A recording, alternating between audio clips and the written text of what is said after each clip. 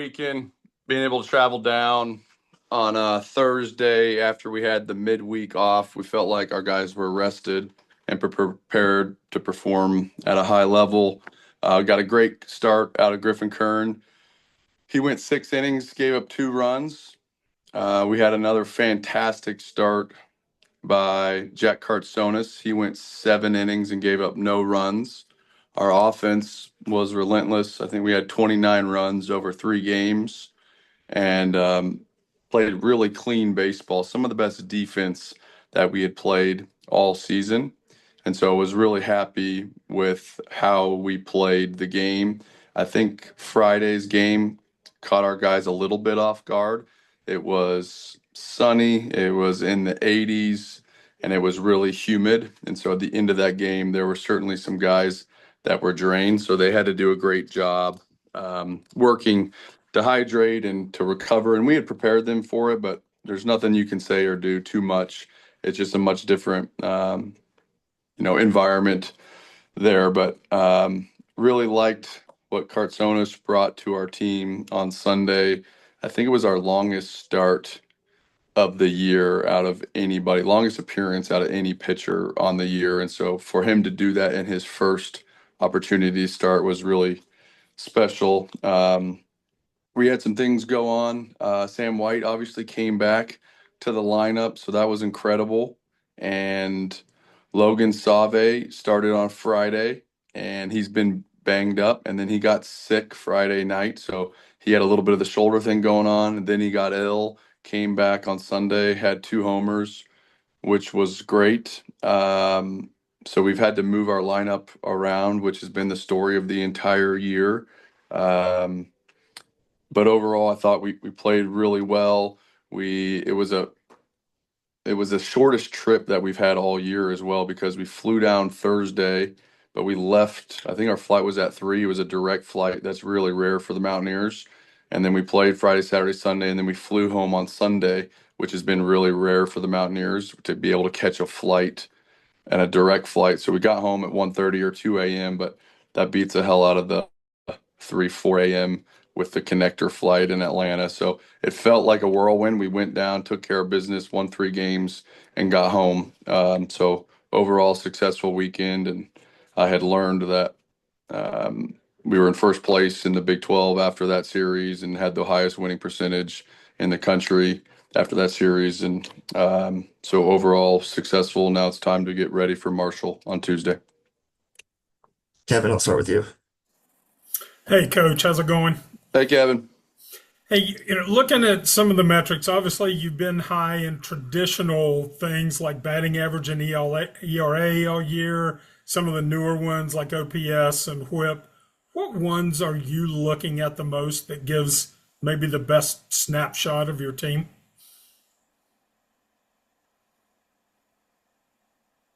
Not to be coach them, but I'm looking at wins. I'm looking at wins only, really.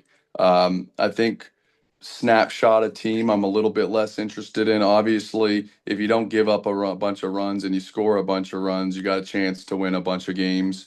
And so I think that piece is really important. But I dive more into the individual, trying to piece together the best individuals to make an impact on the game. So we look at some advanced metrics and sabermetric stuff. We look at runs created per nine on a offensive side.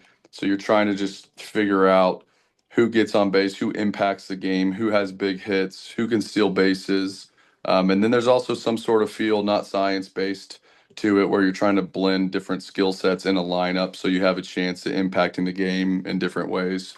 From the pitching standpoint, you can get really into the weeds with a lot of different metrics, but it feels like at the end of the day, the guys that throw strikes consistently get opportunities. And if you get enough opportunities, as a pitcher, you have a chance to perform at a high level. But you got to throw strikes, you got to limit base runners, and being able to have some swing and miss stuff to be able to either get a strikeout in a big moment or a ground ball in a big moment really plays. So whip is huge. And then some of those pitch metrics, they matter, but guys, it always feels like when it's all said and done and you're making decisions in the moment, it always comes down to trust. And trust is built on consistency. And so the guys that are able to do it day in and day out in practice, in batting practice, handle their stuff off the field and in the game, they always end up either with the bat in their hands or the ball in their hands on the mound. And so it legitimately comes back to trust factor when you're making decisions of who gets the opportunities in the game.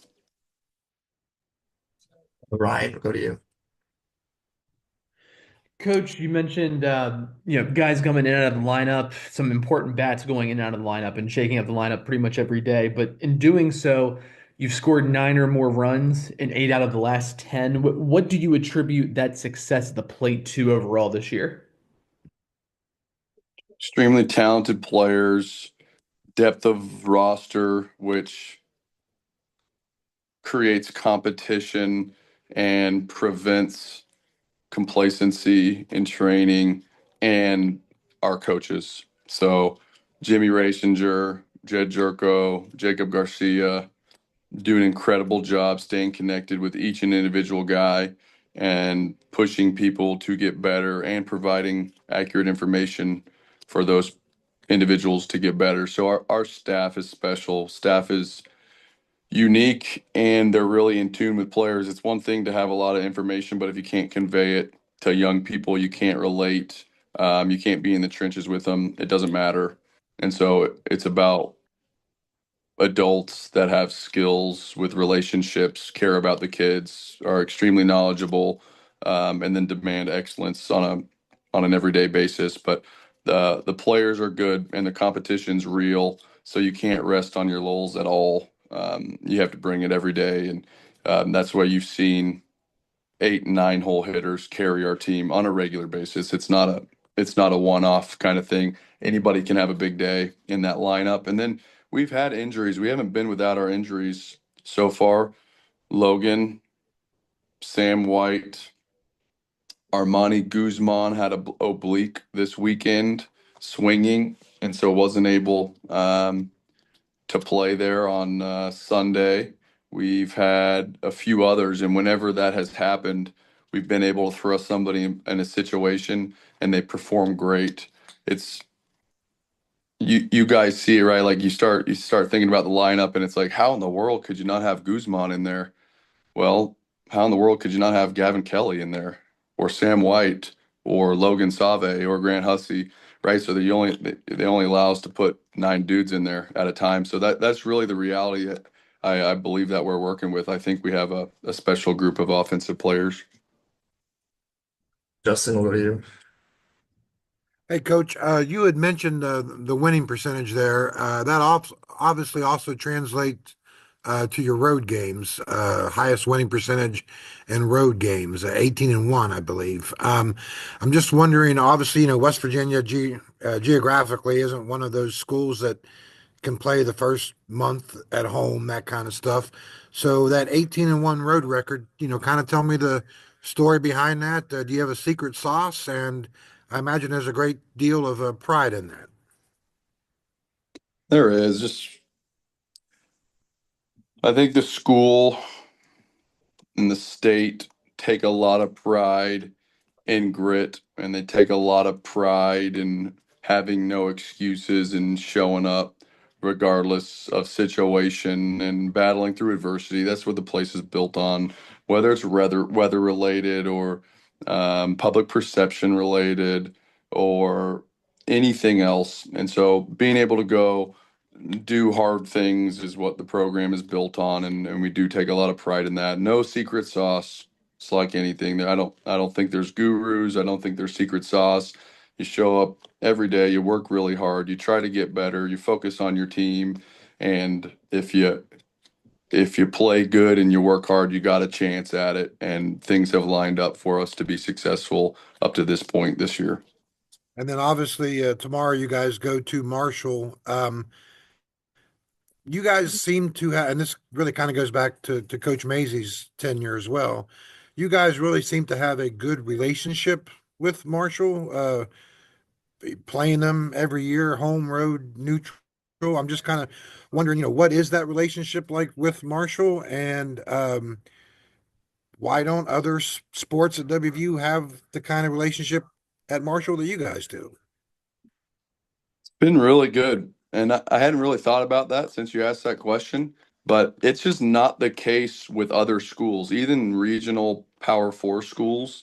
Um, I would like to schedule 3 game sets with the biggest schools within 2 hours, 3 hours from here because midweeks are very difficult to find quality opponents because there's not a lot of Division I schools in driving distance here. And so if we had it my way, you would you would play those good schools in midweeks, and you would probably play a home neutral. You'd play home big league park. You'd play two at their place, one at your place. It would make scheduling a hell of a lot easier for me. It's a scramble for multiple years to be able to fill out a 56 game schedule. It's really, really difficult for us, especially needing to get oftentimes 4 game sets in the beginning of the year. And many Southern schools, they don't want to play 4 games because they can play a Tuesday game and get rested. We don't have that luxury. So if we could play the 3 game sets against the best schools in this area, I'll sign up for it every year for the rest of my career. And Marshall's always been willing to do that. I think I think it's a win-win. They're in a very good baseball conference. Now they have really good facility. They're going to be a quality opponent, and it's great for the fans. It's great for the state. And the reality in Marshall's standpoint, at least how I see it, if I was in their shoes, they have nothing to lose because West Virginia is going to be favored in those contests, whether regardless of sport most of the time. And so they should go play great competition at the mid-major level. You play the best competition you possibly can. Your RPI will probably go up whether you win or lose the game. And normally those mid-major schools, they need to win their conference tournaments to get into the NCAA tournament Right. anyways. And so it helps prepare their team by playing good competition. Um, they're in a good situation regardless. And so I think the relationship's been great. I always really like playing those guys just because it's great energy and they're coming after us. They beat us last year at their place and had a light show for 30 minutes as we walked to the bus. And so I just think in general, that's what college baseball is about, right? Like let's go sell out stadiums. Let's set records for attendance. Let's get as many Country Roads Trust loggers in that place and go play high end baseball. And so I'm all for it. They've been good and they've had 2 different coaches there and they've wanted to set up these 3 game series every year. Thank you, Coach. Yep. Eric, we'll go to you.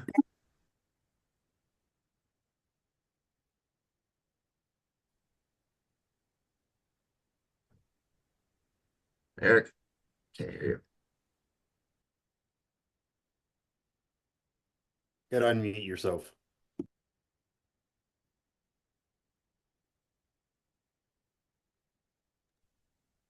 Mike, we'll just go to you then. Okay. Okay, we good?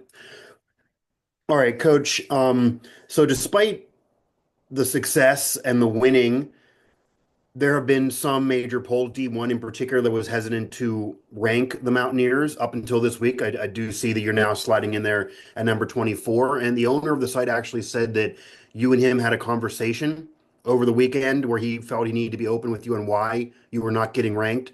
So what are your thoughts now that you have been ranked, and how did that conversation go? Did you learn any clarity? What are your feelings now after speaking to the owner of that site and that now you are ranked? We didn't.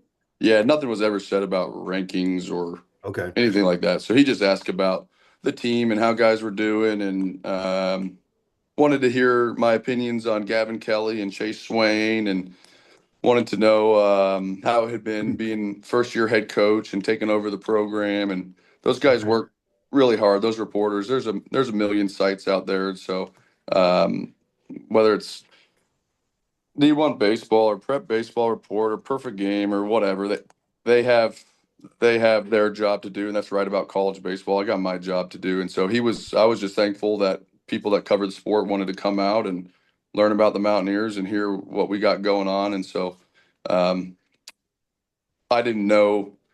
Um, I don't keep up too closely with any of that is the reality of it, but I do know that that particular site does a great job covering our sport.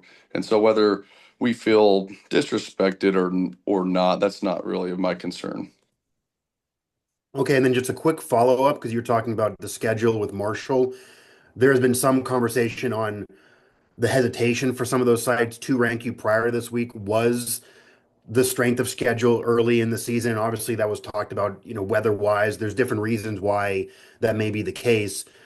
Does it give you any thought on trying to change that schedule, trying to accommodate what they are saying publicly to maybe make it tougher at the beginning of the season, even though you can't really play the home games? Or are you comfortable with the way things are? Um, Strength of schedules based on how other schools perform. So Right.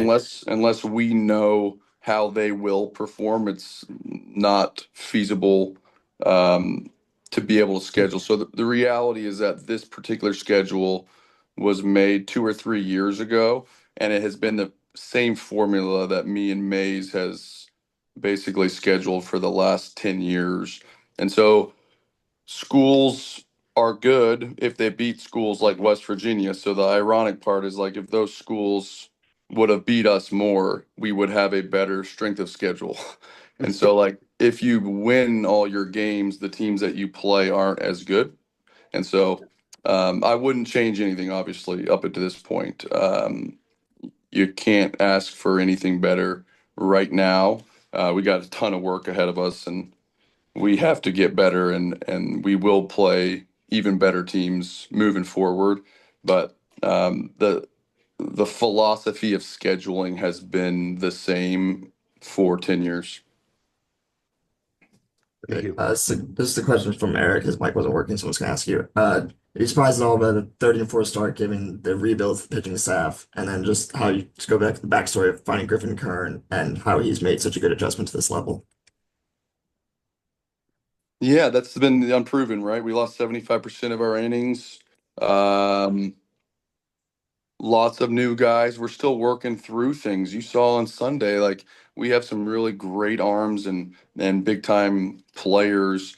And late in that game on Sunday, we gave some people some opportunities and we gave up some runs late because of walks. So we're not where we need to be. Um, but I am proud of what we've done on the pitching side because if you go to a super regional and have the best year in program history and lose 75% of your pitching, West Virginia has not traditionally been a program that has bounced back year to year and continued to build and gotten better. And so we haven't done that yet, but we have the opportunity to do that. So certainly proud of that. Griffin Kern is from Quincy, Illinois, and he went to Quincy, which is a small school, Division III school, and performed at a high level, and we started recruiting him during the Big 12 tournament.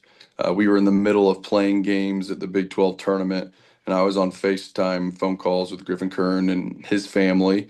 And he wanted to go to a winter. He wanted to go to somewhere that had great resources and was being recruited by a lot of different schools. If you're left-handed and throw strikes, you have a chance of being recruited to some different schools. Not elite level velocity, but we took a shot on him quickly before he went to play in the Cape Cod League. And he had a little bit of draft interest, but probably didn't throw hard enough consistently to raise too many professional um, scout flags at the time. And we committed him. He ended up going to the Cape Cod League and dominated, which is some of the best hitters in the country and the best prospects in the country. And at that point, I felt like we had made a really, really good decision. And he was a guy that when you're watching video, you're watching like terrible granular video of bad D3 hitters through a chain link fence. So you're like hoping that you're getting the right read on his curveball and the changeup and what he's doing inside the zone and how he's competing. But he really sold me with his professionalism on the phone, his desire to get better.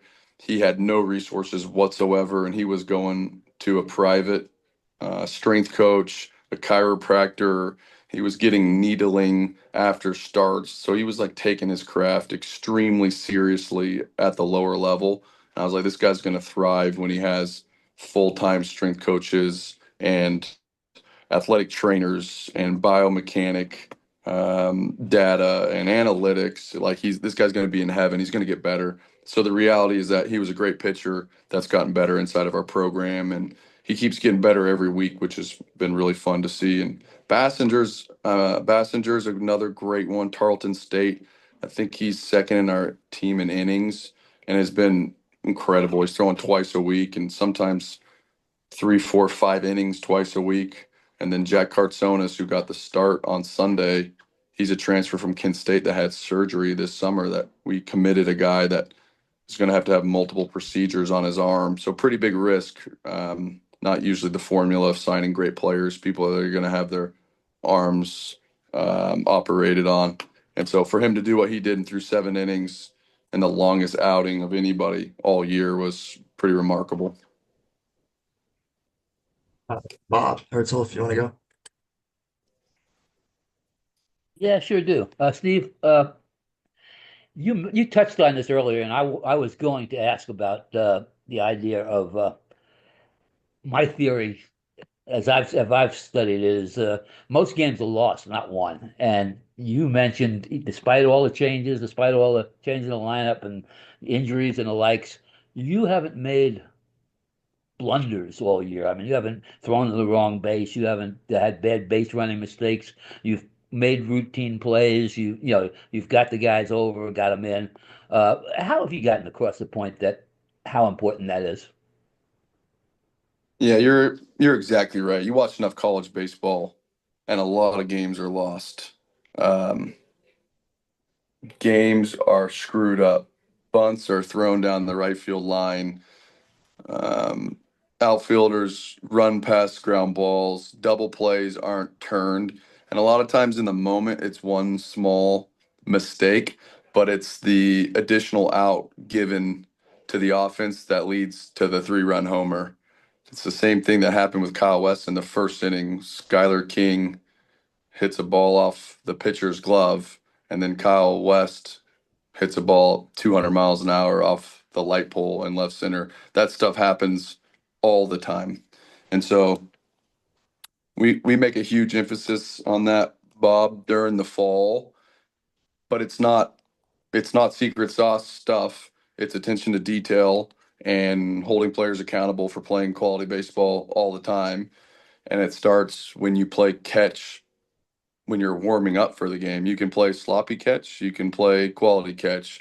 We have a whistle during the fall that if a ball hits the turf when it's not supposed to hit the turf, we blow the whistle and everybody yells ball on turf. And then we pull the video from when the ball hit the turf and we watch it the next day. And everybody sits there and watches when the ball was thrown to the pitcher. And it doesn't matter. The play could be over. You record an out at first base, and the first baseman catches the ball, and his job is to throw it back to the pitcher. He short hops the pitcher, or the pitcher drops the ball. That's a ball on turf. Or the catcher short hops it, throwing back to the pitcher. Or the catcher's supposed to catch a ball when it's thrown to him if it's a strike and it hits his glove and drops. That's a whistle, ball on turf. But there's a million different things like that in the fall that you either concentrate on or you don't. And if you don't, you're going to have a lot more of it happen in the spring. And so it's hard. It's hard to do that consistently all the time in the fall, but that's what good staffs try to do. You push yourself as a staff to not look past little things that get you beat. Because, like you said, Bob, the game is about most of the time not beating yourself. Yeah, one more people go through. Greg, Care, if you want to go. Steve, what has allowed this team to handle success so well?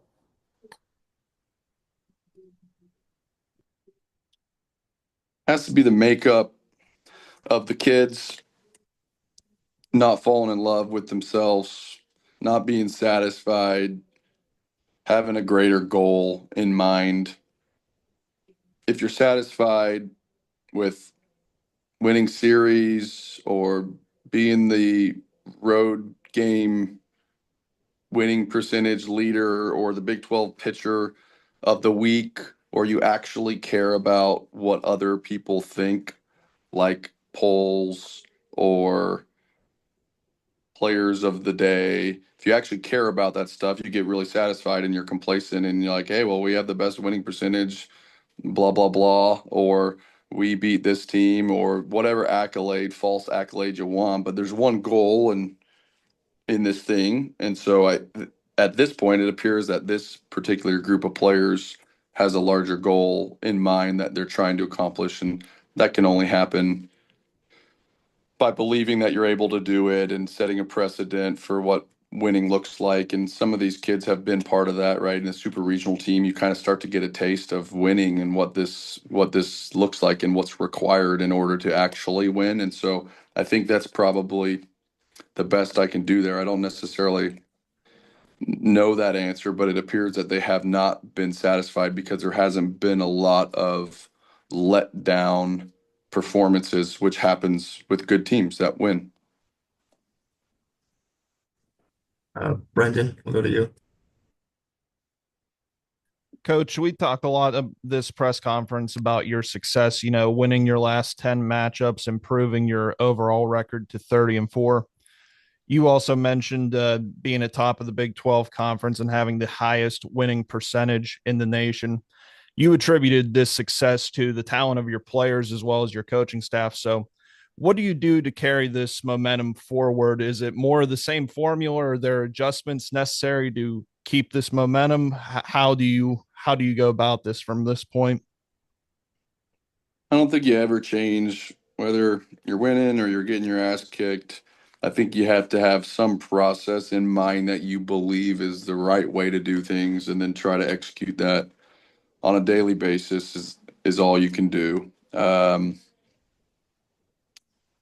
I think you have to play to win always, and I remind myself of that. Every player has to play to win the game. Every coach has to coach to win the game. You have to stay aggressive. We're not strictly winning games because we're good and we're more talented. You probably win more games because you prepare better and you're fearless and you play with an aggression and you have a chip on your shoulder and all the things, right? And so those are the things that have probably allowed us to win up to this point. And then there's also things that are completely out of your control, how the other team plays, if they're in a good spot. And so it's a game that if we really understood the formula, everybody would be doing it. And so I think just sticking to what we do and making sure guys stay hungry and don't get complacent, and be humble and thankful for what happened. We don't have a group of guys that fall in love with themselves, and so my message to them more than anything, which you may think it would be, um, maybe the opposite is like at some points you do have to enjoy some of the winning along the way. If you don't find joy in your daily life because these kids work their tails off and they train and they get home at 2 a.m. and then they're in the weight room today at 10 a.m. and then they go to class for 4 hours and then they hit, right? So it's a lot. And so they do need to reflect maybe once a week saying, hey, we played a hell of a series and we won, and winning's hard as hell. And we went into Texas into a school with one of the largest cities in America with some of the best baseball tradition in the country from an amateur side, with one of the best recruiting hotbeds in the nation. And we went and took three from there. That's something that they should build confidence and should be proud of. Doesn't mean that they think it's going to happen out of showing up to the yard, but I do think that's an important piece of this. And final question, Mike Casazzo, will go to you. Hey Steve, how's it going? Great. How are you? I'm well, thank you. Just if I can ask you a couple on Cartsonis and your pitching staff. He's had starting experience before, and you've used him a bunch of times this year. Were you just looking for a Sunday arm or another weekend arm, or had you had something in mind with him long term and kind of built toward this?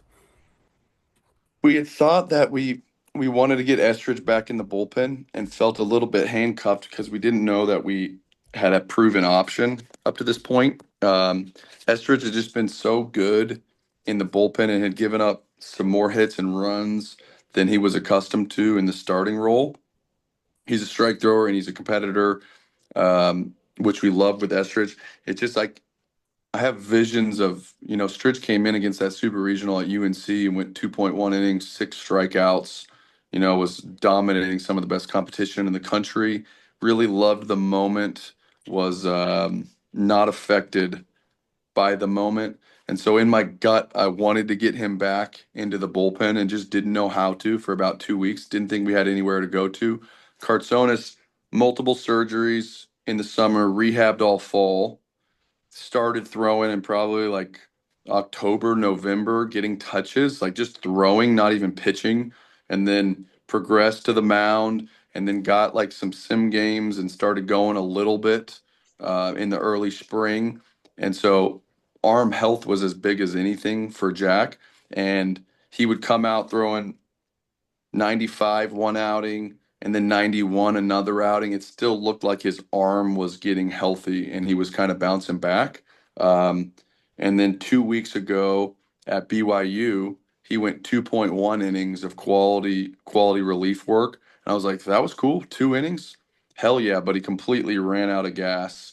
Velo dropped, demeanor, arm speed lessened. And then last week against Utah, he went 3.1 innings. And I'm sitting there just going like, this guy's going a little bit. He got his pitch count up to 60 pitches. He held his velocity for 3.1 innings. He ran out of gas, but it spiked a little bit late there. But I was like, this guy's hungry. He's team oriented, stud kid. He's like 32 years old and is not afraid of anything. That guy gives me a hard time all the time. Like he's just extremely confident.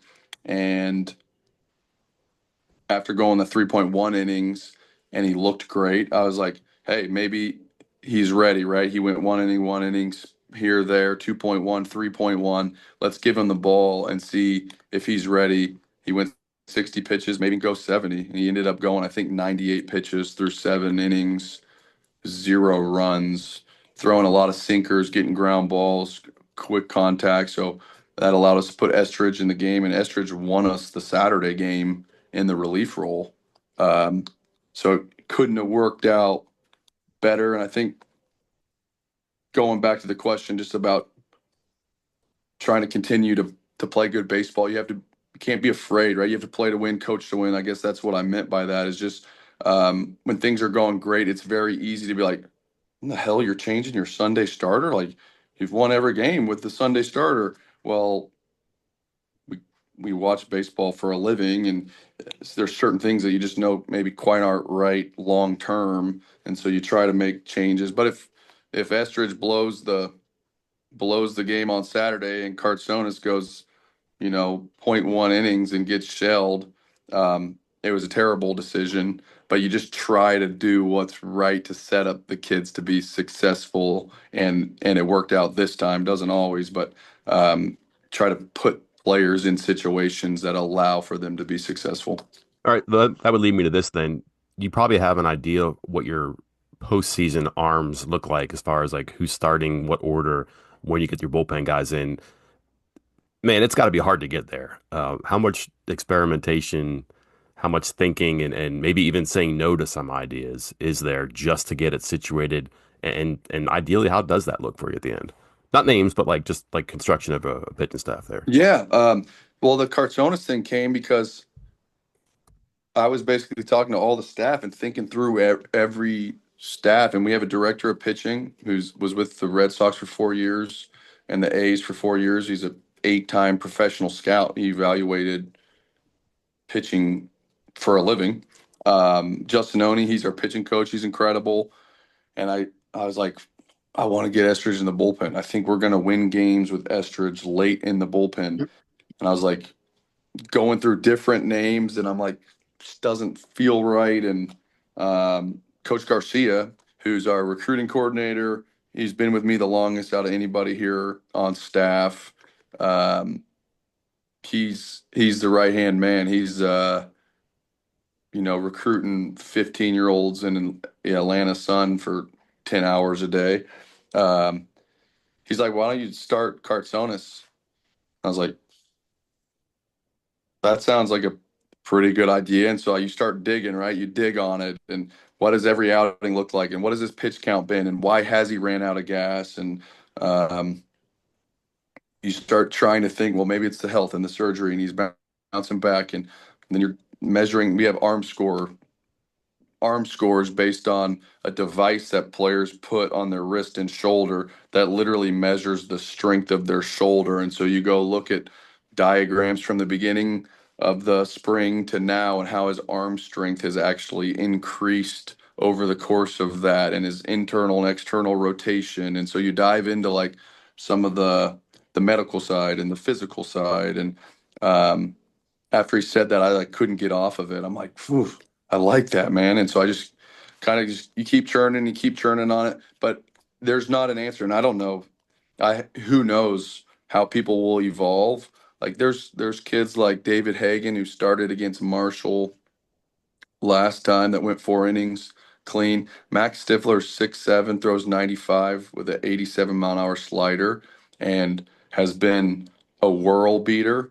And then there's days where he can't get an out. But he's a freshman, so it's the inconsistency of the young guy. So, and Bryant Yoke, right? He threw this weekend and wasn't successful late on Sunday. Didn't get an out, but he's up to 97. He's also the kid that struck out Schubert, the best hitter, the preseason all world Oklahoma State hitter with bases loaded that allowed us to win that game against Oklahoma State. So you see these flashes of brilliance, and so you're banking and you're hoping on the come up for these guys. But you also can't lose games by putting them in the wrong situations.